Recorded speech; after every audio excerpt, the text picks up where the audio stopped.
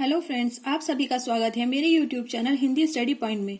कल हमने काल की परिभाषा, उसके भेद और वर्तमान काल के भागों के विषय में पढ़ा था। आज हम भविष्य काल के बारे में पढ़ेंगे। सबसे पहले हम उसकी परिभाषा जान लेते हैं। क्रिया के जिस रूप से आने वाले समय में कार्य के होने का बोध हो उसे भविष्यता काल कहते हैं। जैसे हम सब खेलने जाएंगे, कल हमारा मैच होगा, ये खेलने जाएंगे और होगा, ये दोनों भविष्य काल के वाक्य हैं। भविष्य काल के भेद। भविष्य काल के दो भेद होते हैं, सामान्य और संभाव्य। सबसे पहले हम सामान्य भेद पढ़ेंगे। सामान्य भविष्यता काल, क्रिया के जिस रूप से भविष्यता काल के सामान्य रूप का बोध होता है उसे सामान्य भविष्यता काल कहते हैं। जैसे तुम सब पढ़ोगे, कल मैं विद्यालय नहीं जाऊंगा। पढ़ोगे और जाऊंगा, ये क्या है? हमारे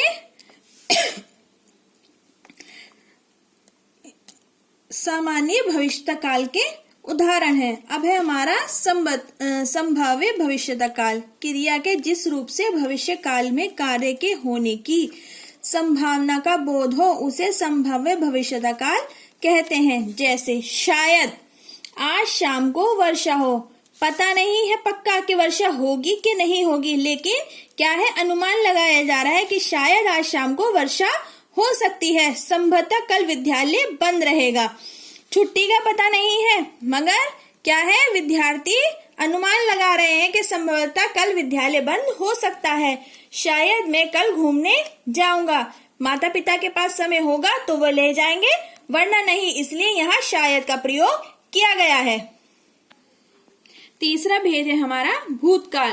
क्रिया के जिस रूप से बीते हुए समय में कार्य होने का बोध हो उसे भूतकाल कहते हैं। जैसे उसने कल पिताजी को पत्र लिखा, कल हमारा अवकाश था।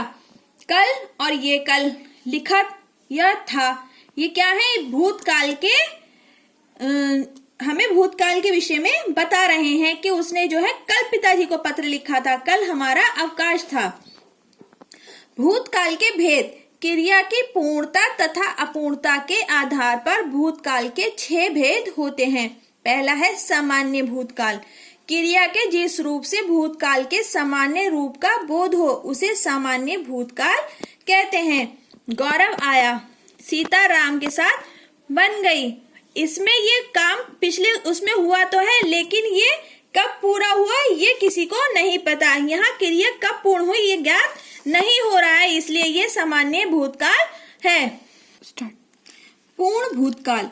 क्रिया के जिस रूप से क्रिया के पूर्ण होने का बोध हो उसे पूर्ण भूतकाल कहते हैं। मैंने लेख लिखा था, राम मेरे घर आया था। इसमें लिखा था और आया था शब्दों के प्रयोग से ये ज्ञात है कि क्रिया पूर्ण हो चुकी है, अतः यह पूर्ण भूतकाल है। यहाँ हमें पक्का पता है कि काम हो चुका है, भूतकाल में काम हो चुका है। तीसरा है हमारा अपूर्ण भूतकाल। क्रिया के जिस रूप से ये बोध हो कि क्रिया भूतकाल से शुरू हुई थी परंतु समाप्त भी भूतकाल में ही हुई है, यह निश्चित ना हो, इसे अपूर्ण भूतकाल कहते हैं। बालक पढ़ रहा था, गीता खाना खा रही थी, अशोक निबंध लिख रहा था। रही थी, रहा था, परंतु ये अभी पता नहीं है कि ये जो कार्य कर रहे थे भूतकाल में पूरा हो चुका है या नहीं हो चुका है, इसलिए ये अपूर्ण भूतकाल के अंतर्गत आता है। फोर्थ है हमारा आसन्न भूतकाल। क्रिया के जिस रूप से यह ज्ञात होता है कि क्रिया भूतकाल में शुरू होकर अभी अभी पूरी हुई है। जैसे मैंने अभी पाठ पढ़ा है, नवदीप ने पत्र लिखा है। इन वाक्यों में क्रिया निकट भूतकाल में ही समाप्त हो रही है, अतः ये वाक्य आसन्न भूतकाल के हैं। संदिग्ध भूतकाल। क्रिया के जिस रूप से भूतकाल में क्रिया के होने में संदेह हो उसे संदिग्ध भूतकाल कहते हैं। माँ से निबंध लिख चुकी होगी, बबीता घर आ चुकी होगी।